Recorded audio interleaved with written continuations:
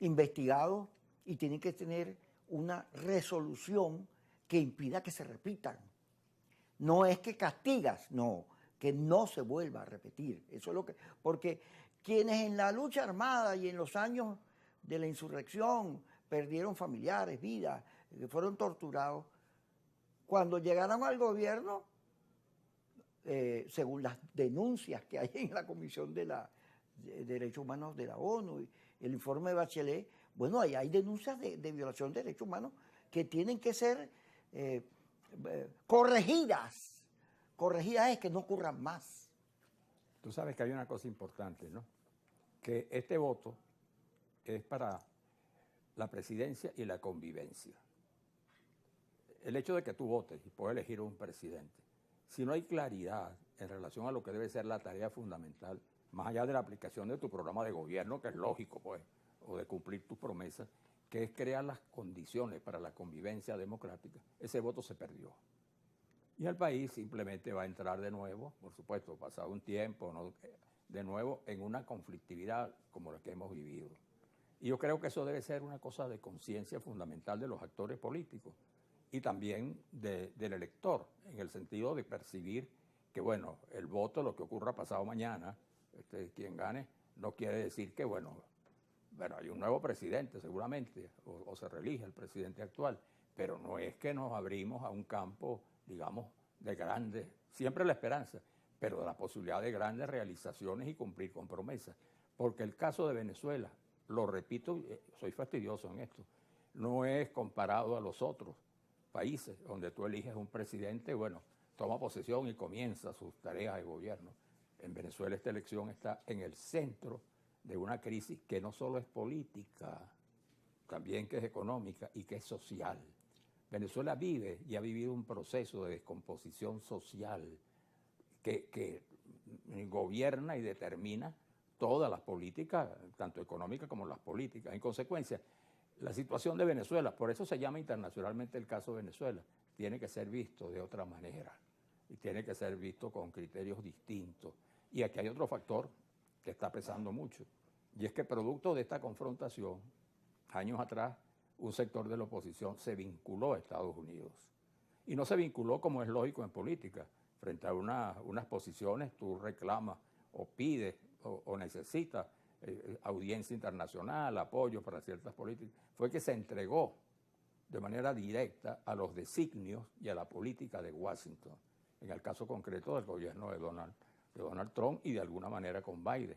Y en consecuencia eso gravita internamente, porque tú no estás actuando necesariamente en función de lo que son los intereses del país, sino que esos intereses y esa decisión tuya está interferida por el peso que en ti tiene la injerencia internacional. Y tú lo ves, Kiko. El caso, por ejemplo, ahora que estamos llegando a estas elecciones. ¿Cuánto contribuyó el acuerdo de Barbados? Muchísimo. Pero eso fue inducido también por Estados Unidos. Pero una cosa más grave. Al final, en el acuerdo definitivo, donde se crearon las condiciones para esto, incluso para esta famosa consulta que hizo el Consejo Nacional Electoral con los sectores sociales y los partidos, bueno, esa iniciativa no tuvo presente cuando se aprobó en Qatar la oposición, sino que la aprobó el gobierno de Biden y el gobierno de Nicolás Maduro. Entonces, mientras persista esa no penetración, que son inevitables, esa dependencia, tú vas a tener un conflicto interno. Y en un país como Venezuela, que vive de la tradición de Simón Bolívar, que tiene un espíritu libertario, por más que no se exprese de manera directa, siempre estará presente en todo caso la necesidad de reivindicar la soberanía y la independencia del país. Así es. Cuando se habla de la Fuerza Armada, bueno, ¿cuál es el sentido de la Fuerza Armada? El respeto a la soberanía. Claro. Entonces, si tú te apareces coarándote con Guayana, hablando en nombre de otros países, sea Irán, China, Rusia o los Estados Unidos, Inglaterra o la Unión Europea, pues la Fuerza Armada, su compromiso es con nuestra historia, con lo que representa, con el equilibrio que supone la utilización de la fuerza, que los venezolanos te entregamos las armas para que defiendas nuestra nacionalidad. Y entonces, además, vamos a hablar de eso, espérate, seguro. Para ir al corte. Sí, puedo seguir. No me confundas, que yo estoy confundido, Yesenia. No, y sobre todo que hay que tomar en cuenta eso que decíamos, el espíritu libertario de los venezolanos. Cuando se habla, por ejemplo, de la democracia en Venezuela, más que la llamada vocación democrática de los venezolanos, por encima de eso priva la vocación libertaria, que tiene que ver con nuestro nacimiento como nación, lo que ha sido nuestra trayectoria siempre, de país independiente, este país, pero que ha trasladado también a otros países su decisión de defender los intereses propios, ¿no?, de la nacionalidad. Bueno, y ese es un factor que está allí. Lo que pasa, Kiko, que eso es lo que muchos especialistas llaman las claves sociales. Eso no se va a explicar, no se va a expresar en una encuesta, ni se va a decir de manera expresa, ¿no? Pero cuando viene una confrontación electoral y cuando viene la necesidad del voto, esos factores que están en tu ADN histórico, esos factores pesan. Que también hay otro que pesa en este caso contra el gobierno, que es el tema de la no reelección y el continuismo, que también tiene mucho que ver con la tradición política de Venezuela, el rechazo a la reelección y el continuismo.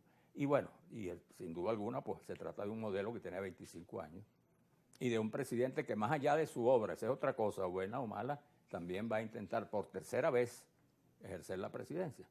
Y en estos casos, Kiko, el rechazo a la reelección no solo es de los factores contrarios, sino en muchos casos de tus propios factores militantes, de tu propio partido, que dicen que no deberías someterte de nuevo a una reelección para cuidarte, para protegerte, por temor a que no hagas el gobierno que hiciste en los gobiernos anteriores. Es decir, esos fenómenos en ninguna encuesta te van a aparecer, ni han aparecido nunca, pero esas claves sociales conducen necesariamente mucho los procesos históricos. Fíjate que en Bolivia sostengo, y he venido discutiendo, que el factor de desestabilización es Evo Morales y su intención de quedarse, perpetuarse eternamente en el poder.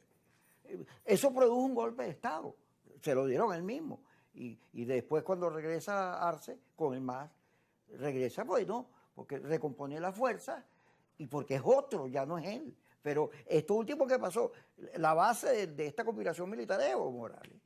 Y por ahí anda. Bueno, ya está confesado incluso, claro. ¿no? Bueno, vamos al corte, ya regresamos.